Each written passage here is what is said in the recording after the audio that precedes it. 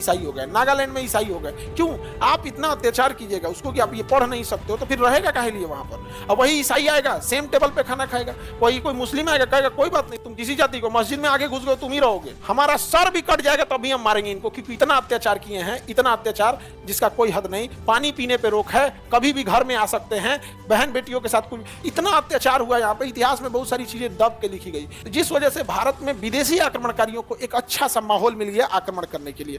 इतना आप किसी को सताइएगा तो आपके लिए कोई खड़ा होगा जी। तो एक मंत्री जी एगो दलित के घर खाना खाएं, हमको फोटो भेजें कि देखिए हम दलित के यहाँ खाना खाएं, तो हम कहें कि सर अगर आपको दलित का भोजन इतना ही अच्छा लगता है तो उसकी बेटी को बहू बना के ले आइए अपने घर, डेली खिलाएगी खाना आपको। दोस्तों आप लोग खान सर के बारे में ज़रूर जानते होंगे, जो कि एक बहुत ही नामी टीचर हैं, बहुत प्रसिद्ध टीचर हैं, जिनका काफ़ी नाम है हमारे देश में और बाहर देशों में भी इनकी चर्चा होती है, जिनका एक वीडियो मैं आप लोगों के साथ में शेयर करने जा रहा हूं दोस्तों, जो कि ईसाई लोगों को लेकर है।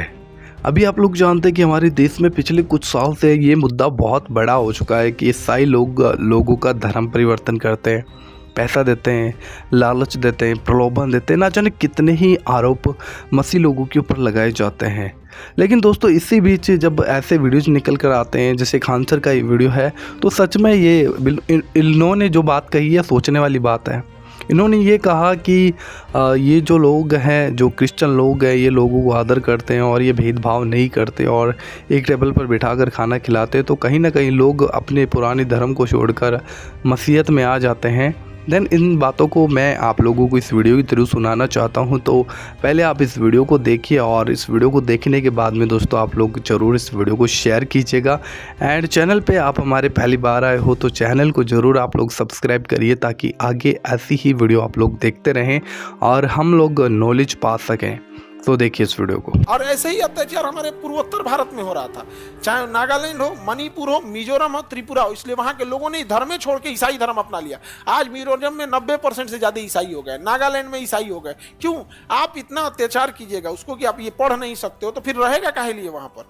अब वही ईसाई आएगा सेम टेबल पे खाना खाएगा, वही कोई मुस्लिम आएगा कहेगा कोई बात नहीं, तुम किसी जाति को मस्जिद में आगे घुस गए तुम ही रहोगे। पूर्वोत्तर राज्य में ज्यादातर लोग शूद्र जाति छोड़ दिए, आदिवासी छोड़ दिए, क्या अपना लिए? क्रिश्चियन। अब वो क्रिश्चियन अपना लिया, अब उससे कोई भेदभाव नहीं, चर्च में जाएगा, जो टेबल खाली है वहां बैठेगा, चाहे फर्स्ट चेयर है या लास्ट है।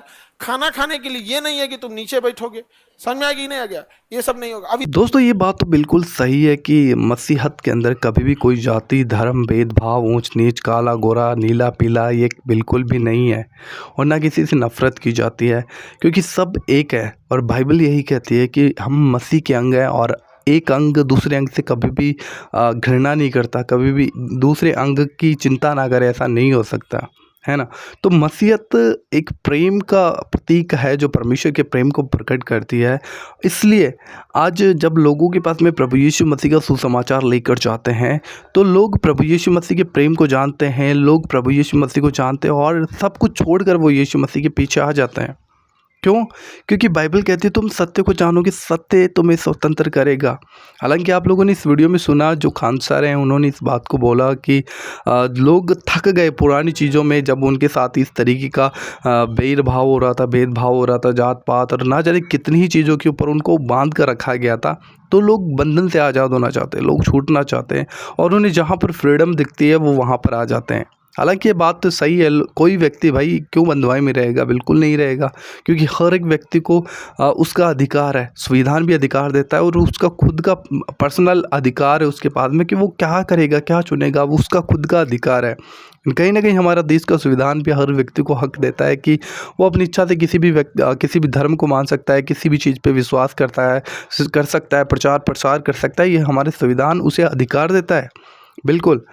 लेकिन बताना चाहता हूँ कि प्रभु यीशु मसीह के पास जब कोई व्यक्ति आता है तो वो धर्म बदलने के लिए नहीं आता। बाइबल कहती है कि जब आप पढ़ते हो रोमियो 10 उसकी 9 आयत जब आप पढ़ते हो, तो बाइबल कहती है कि जो कोई इस बात के ऊपर विश्वास करे कि परमेश्वर ने यीशु मसीह को मरे हुओं में से जिलाया, तो वो निश्चय उद्धार पाता है।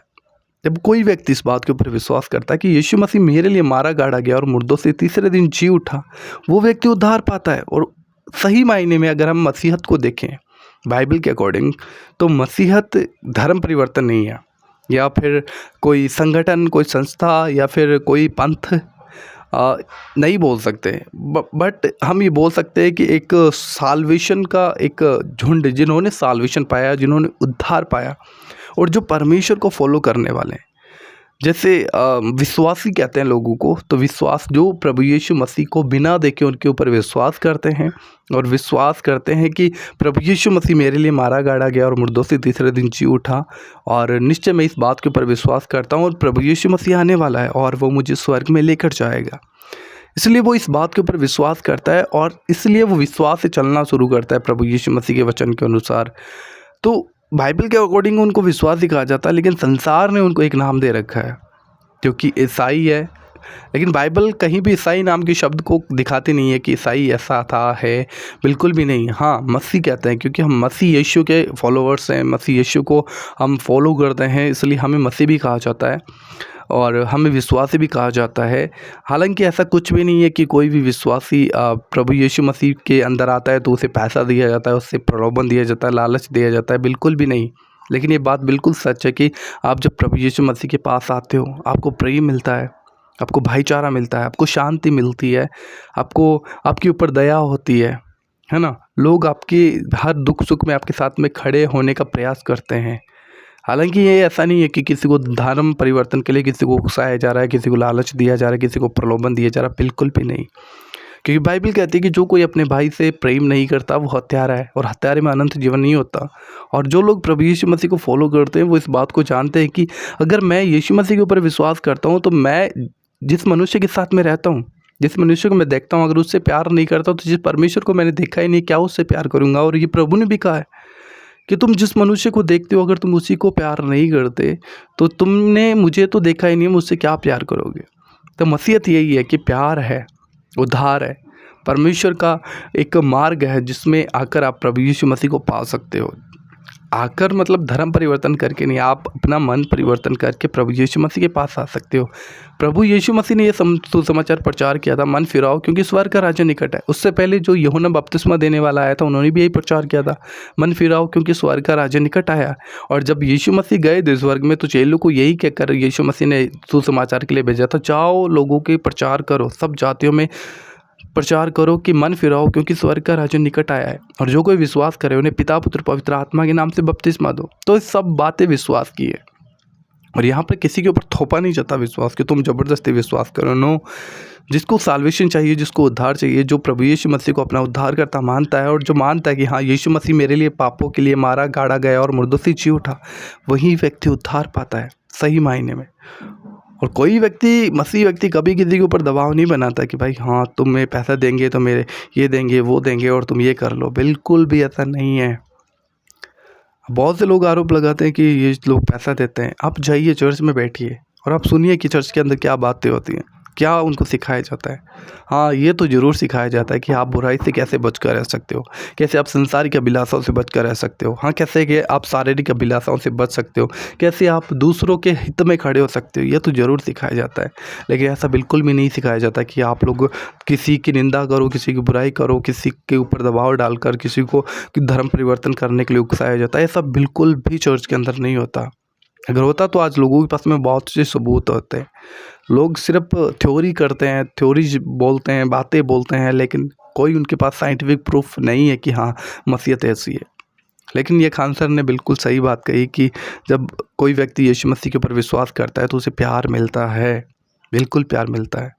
पर वो प्यार इसलिए नहीं है कि उसका धर्म परिवर्तन किया जा रहा हो, उसको उकसाया जा रहा हो, बिल्कुल भी ऐसा नहीं है। हाँ, प्रभु यीशु मसीह ने हमें प्यार करने के लिए सिखाया और प्रभु ने कहा प्यार से उत्तम क्या है, कुछ ही नहीं है। तो प्रभु ने कहा प्रेम को छोड़कर किसी बात में किसी के कर्जदार मत होना। तो मसीह लोग जानते इस बात को कि हम प्रेम करें क्योंकि यीशु मसीह ने भी हमसे प्यार किया। अंत में एक वचन आप लोगों के साथ में शेयर करना चाहूँगा। बाइबल कहती है यूहन्ना 3:16 में, परमेश्वर ने जगत से ऐसा प्रेम किया, उसने अपना इकलौता पुत्र दे दिया ताकि जो कोई इस पर विश्वास करे वो नाश ना हो परंतु अनंत जीवन पाए। तो अनंत जीवन के लिए प्रभु यीशु मसीह ने आपके और मेरे पापों के लिए क्रूस पर बलिदान दिया और जो कोई इस पर विश्वास करता है निश्चय वो उद्धार पाता है। इस वीडियो को शेयर कीजिए अगर आप लोगों को अच्छा लगा। हमारे चैनल को सब्सक्राइब करिए ऐसी और वीडियो देखने के लिए। प्रभु आपको बहुत आशीष दे। जय मसीह की।